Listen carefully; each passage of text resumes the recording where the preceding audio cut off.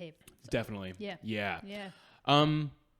What do you say to someone, and I know the phrase like reform the police is such a huge thing, and I think in Wellington especially, we live in a bit of an echo chamber where perhaps there are more police anti-police sentiments than most of New Zealand. But in the circles that I hang around with, there's a lot of emphasis on the idea of just reforming the police. Interesting. Do you not see much of that? Nope.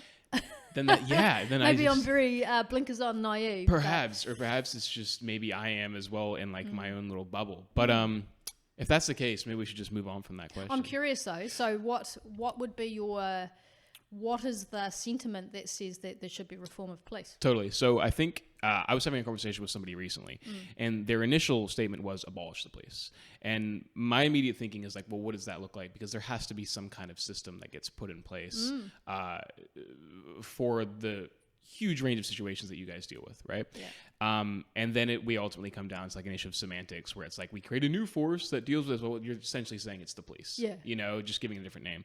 I think what a lot of people say when it comes to reform the police is that, and in my mind, I think from what I understand, the police officer's job is almost too large for the individual in terms of the range of situations you guys deal with. For example, if there's a individual having a psychotic break, perhaps it's not the police officer's role to go out there, but instead a trained, and I know this is a perfect world, a psychologist, and I know we have a huge shortage in those, but perhaps there's a separate department that would come out that would deal with those issues.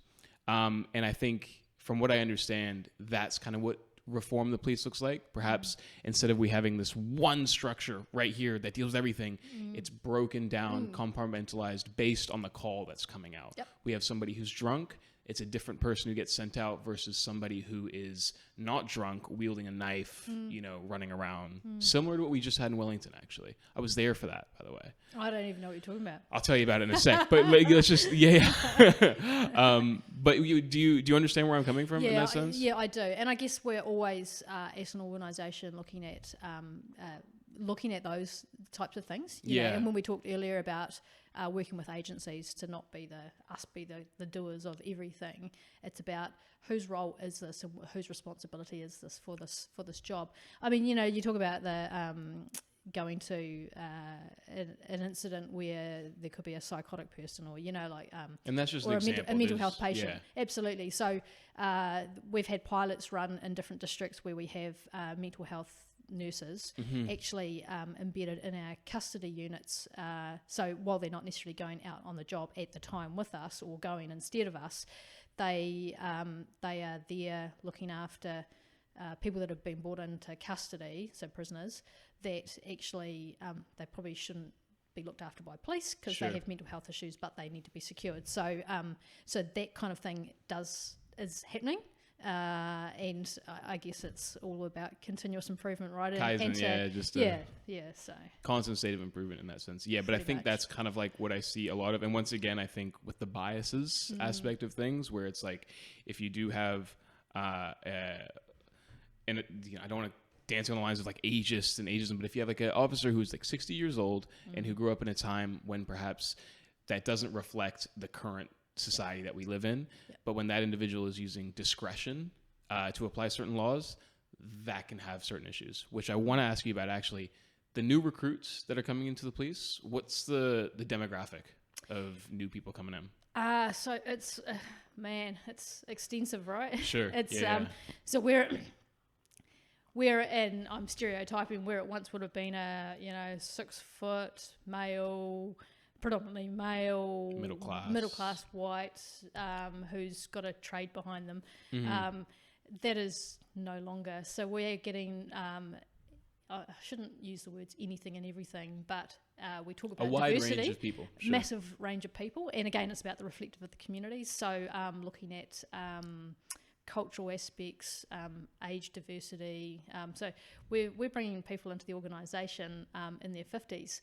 That and it's kind of weird in some respects, because I think, man, if I was in my 50s, the last thing I'd want to be doing is joining the police than having to do night shifts. But Sure. actually, there's people out there that have always had a passion to want to join the police. And previously, they would have been excluded because of their age. You know, like, oh, we can't have you come in anything over 40 because, you know. Certain XYZ But requirements. actually, that kind of person might be amazing at doing X, Y, and Z. Sure. So, Yeah. and at the other end of the spectrum, we're bringing in really young people that have huge potential. Excuse me. I mean, obviously, everybody has to go through the recruitment standards. So it's not that our standards change to allow anybody and everybody in. We have a baseline. Is it just physical? That baseline? There's a range of testing that goes on. So there is the physical testing, and then there's Critical problem solving. Yeah, that kind of stuff, and there's a range of other things that they go through in the recruitment process. Gotcha. So we have a really broad brush of people coming into the organisation, which is really cool. Yeah. Really cool. Yeah, definitely. Yeah. And once again, I think it just kind of speaks to maybe changing the idea of what a police officer looks like, but also what their role entails. Absolutely. You know? Community minders rather than, once again, like you say in the States. And hey, if you enjoyed that, make sure you hit that subscribe button on the left-hand side. And to watch other episodes, click one of those squares on the right. If you only want to listen to this and don't have time to watch the full video, you can find this podcast wherever podcasts are listened to online. Thanks. Bye.